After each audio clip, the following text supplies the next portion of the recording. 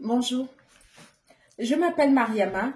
Pour ceux qui viennent à peine de découvrir ma vidéo, je suis un être de lumière en fait qui a pour mission d'éclairer ceux qui sont encore en chemin. Donc voilà, tout simplement. Je vous reviens avec cette vidéo pour répondre à ces questions qui reviennent tout le temps. Et quand je vous lis, je sens vraiment que le besoin il est présent, d'où la multiplication de mes vidéos en fait sur le même thème. Je vous parlerai aujourd'hui, je vais continuer sur la même lancée, l'éveil spirituel et l'éveil de l'âme.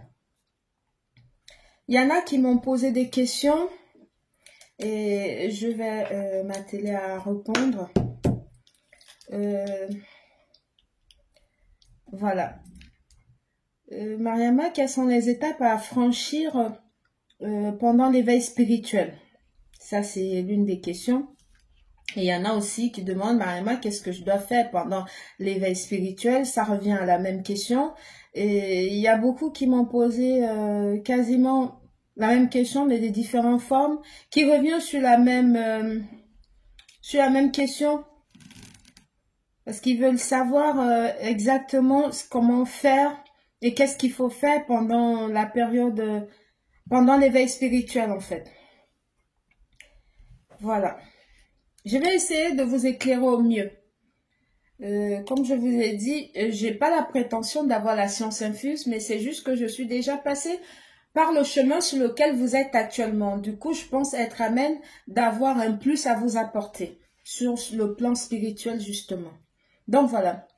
Pour entrer dans le vif du sujet et pour répondre éventuellement à cette question, je vous dirais que pendant la période d'éveil spirituel, ce qu'il faut faire, c'est regarder les vidéos comme les miennes comme ça. Nous sommes nombreux sur les réseaux sociaux qui parlent de spiritualité et tout. Il faut regarder beaucoup de vidéos qui parlent de spiritualité pour comprendre ce qui vous arrive en fait. Pour ceux qui aiment lire comme moi, je vous conseillerais évidemment de lire pour s'inscrire. En fait, ça va vous aider à savoir ce que vous êtes en train de traverser. Voilà.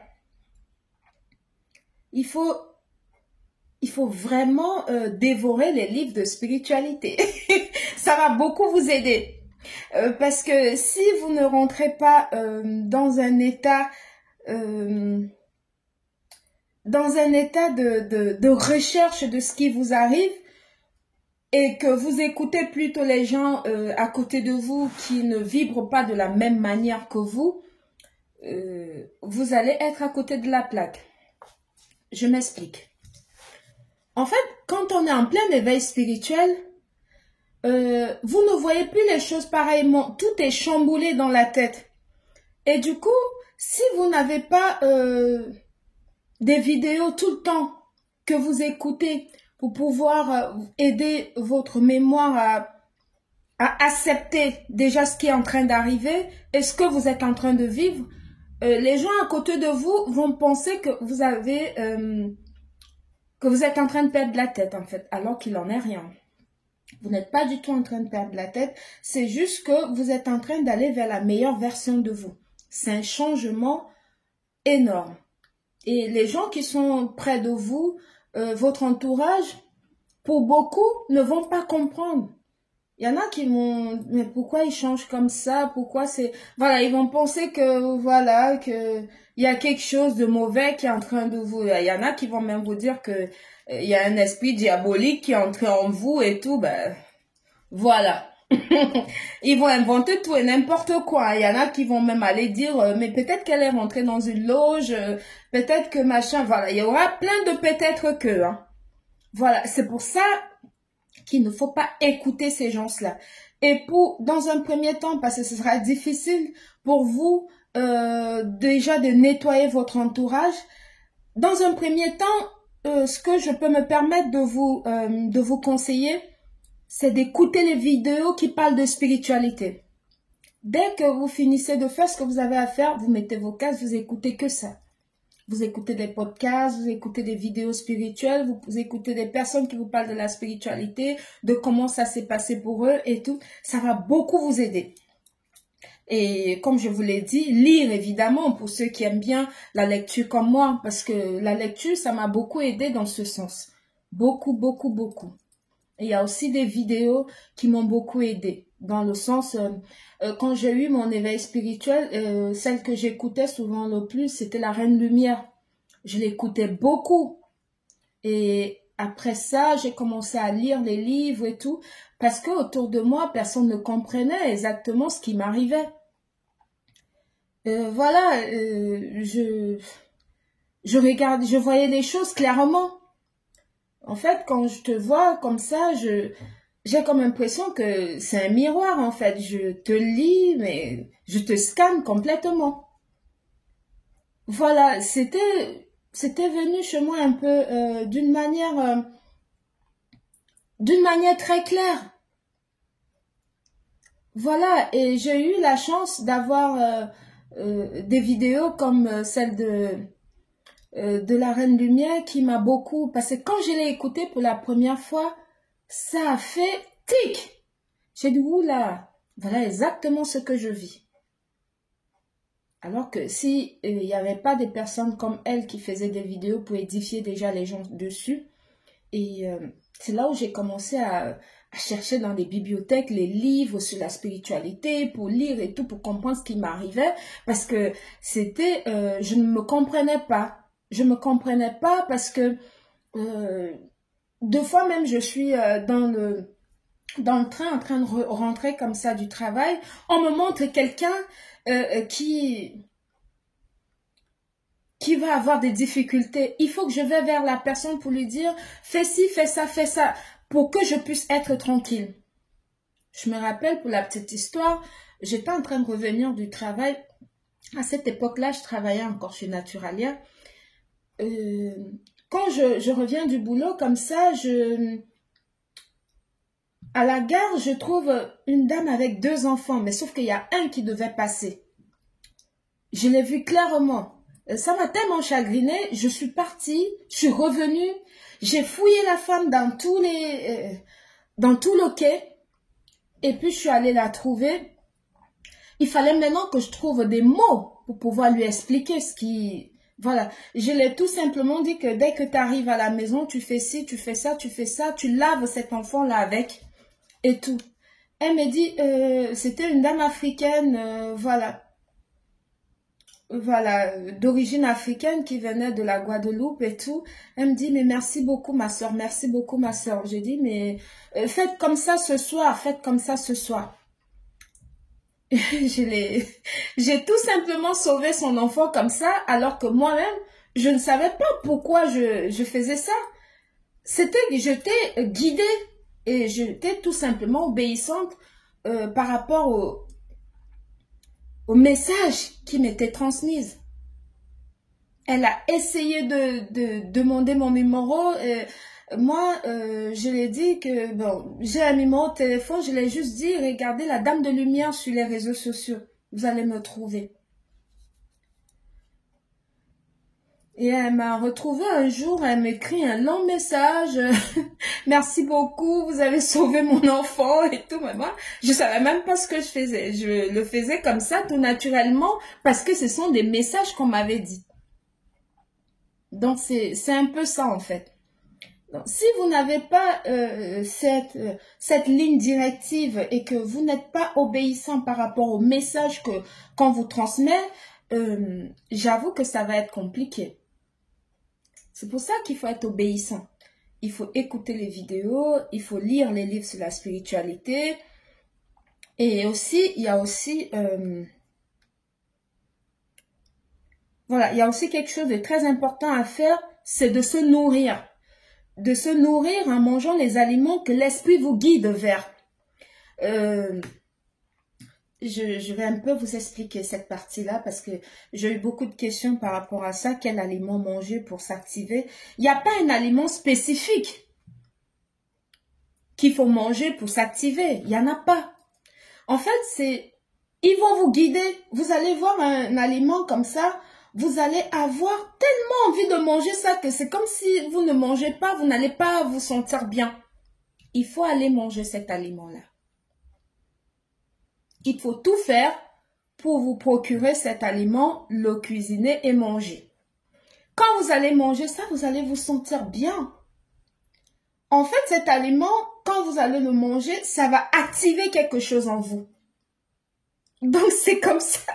Moi, il y avait des jours où on me demandait, je suis une personne qui aime pas trop manger de la viande rouge. Voilà, la viande rouge, ça n'a jamais été un truc où je cours après, non.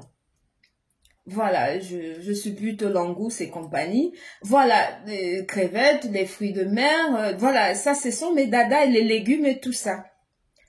Sauf que, un jour, je me réveille, je dis, oula, aujourd'hui, il faut que je prépare la sauce gombo.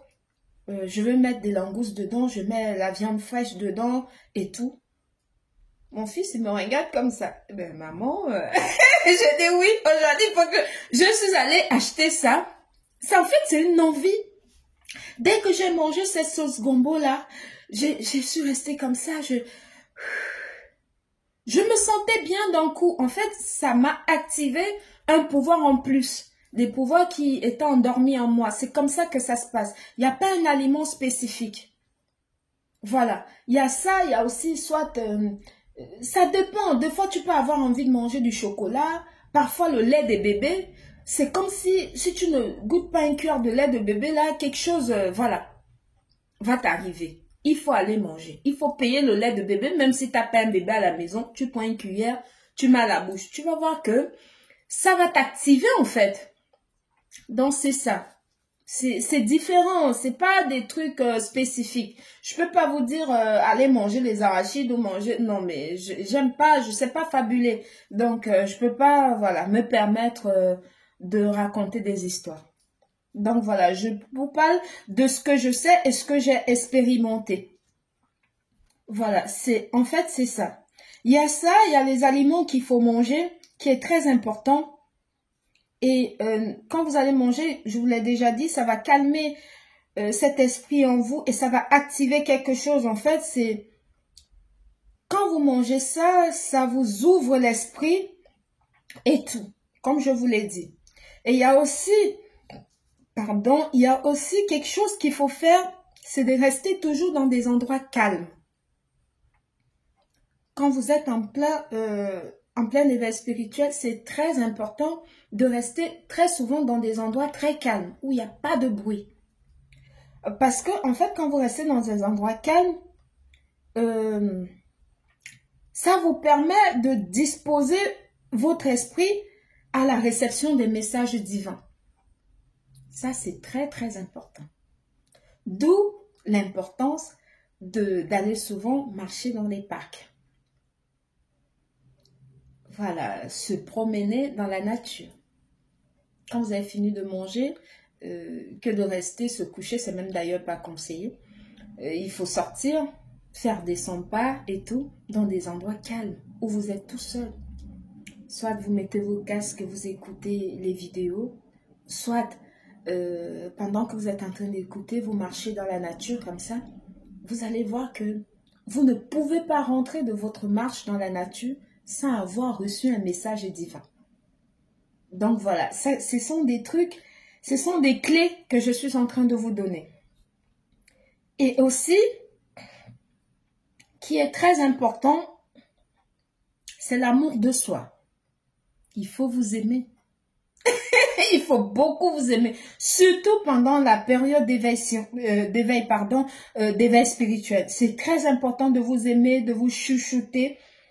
C'est l'essentiel en fait, parce que en fait, dans l'éveil spirituel ou dans la vie de tous les jours, parce que l'éveil spirituel, ça vous permet d'éveiller votre âme. Et l'amour, en fait, c'est comme le noyau de l'éveil spirituel. Vous apporter de l'amour va faire que votre personne glow up. Pour synthétiser, c'est un peu ça. Faut vous donner de l'amour, faut vous chouchouter. Pour celles qui n'aiment pas souvent aller dans les hammams pour prendre soin d'elles, faire des soins corporels et tout, qui se limitent uniquement sur payer des crèmes et puis voilà. Non, mais il faut faire un soin intérieur vraiment profond. C'est-à-dire fréquenter les spas, les hammams, vous faire chouchouter, vous faire masser, prendre soin de vous, manger ce que vous aimez, et puis manger plus des aliments qui sont sains pour votre corps et pour votre esprit. Pas de fast-food. Voilà. Et si vous avez toujours un parfum qui vous plaît, que vous aimeriez avoir, achetez-le. Faites tout pour l'avoir, ce parfum-là. Parce que quand vous allez mettre ça sur vous, juste l'odeur, l'odeur, quand vous allez sentir cette odeur-là, vous allez être... Waouh! Voilà, c'est un truc qui ne s'explique pas. Il faut le vivre pour savoir, pour avoir cette expérience-là. Voilà, et il faut aussi, je dirais, apprendre à avoir de la gratitude pour tout ce que la nature nous a déjà offert et nous offre tous les jours gratuitement. C'est très, très important. Je prends un exemple tout simple, l'air. L'air, c'est quelque chose que nous respirons tous les jours. C'est une énergie que nous respirons tous les jours, qui a une grâce divine. Parce que quand tu vas à l'hôpital et tu arrives, tu vois des personnes qui ont des problèmes de respiration et qu'il faut payer l'oxygène pour pouvoir leur permettre de respirer, combien ça coûte? Tu sors de là, tu dis Dieu merci. Je l'ai gratuitement tous les jours. Ça, c'est un truc, ça a l'air banal comme ça, mais ça n'est pas du tout. C'est un élément essentiel dans notre vie, l'air. Et il faut aussi, pendant l'éveil spirituel, cultiver la joie de vivre. La joie de vivre, c'était la joie de vivre, d'être content d'être là sur Terre. Et arrêter de râler pour tout et n'importe quoi, parce qu'il y en a plein de râleurs. Des fois, quand tu les vois râler, tu te dis, mais pour ça, tu as juste envie de dire, mais je sais pas en fait, sortez un peu de votre cocon, voyagez, je sais pas, ouvrez votre esprit. Ouh là, la rigolade. Tellement que ça râle pour tout et n'importe quoi, et même pour des trucs vraiment très futiles. Il faut arrêter de faire ça. Quand on est en éveil spirituel, on ne doit pas râler. Hein. On doit cultivé de la gratitude. Et puis, il faut arrêter de faire tout le temps la tranche. Tout le temps avoir un visage serré, voilà, des mines serrées et tout. Comme si, je sais pas, comme si on vous forçait d'être là sur Terre. Non, il faut être content d'être vivant. Il faut être content d'être sur Terre. C'est très important. Bref, je dirais qu'il faut tout simplement être content d'être sur Terre. De profiter des bienfaits que le divin, que Dieu, tout simplement, nous a permis de vivre ça et puis de pouvoir profiter de ses bienfaits. C'est très important. Quelle que soit la difficulté qu'on peut traverser, il faut savoir que rien n'est éternel, sauf Dieu. Hein. Il n'y a que Dieu seul qui est éternel. Tout le reste là. Aujourd'hui, tu peux avoir des difficultés, mais demain, tu deviens milliardaire, tu n'as même plus aucune difficulté financière. Et des fois, c'est même pas que l'argent. Quelles que soient les difficultés que vous pouvez avoir comme dans la vie, que la vie peut vous apporter, il faut savoir que il y a une fin à toute chose. Cette difficulté ne restera pas éternellement. Voilà. Le seul qui est éternel, c'est Dieu. C'est pour ça qu'il faut toujours le mettre devant toute chose. Donc voilà. Je pense que cette vidéo, je pense vous avoir apporté un plus ici. Et j'espère que mon message n'est pas passé dans l'oreille des sourds et que vous allez me prendre au mot. Pour ceux qui sont en plein éveil spirituel, bien évidemment, le mettre en pratique et essayer de... Je sais que c'est pas évident, mais essayez de le mettre en pratique. Vous verrez que votre éveil spirituel va non seulement éveiller votre âme et ça va très bien se passer. Donc voilà, c'était Mariama. Bonne journée. Merci, bisous.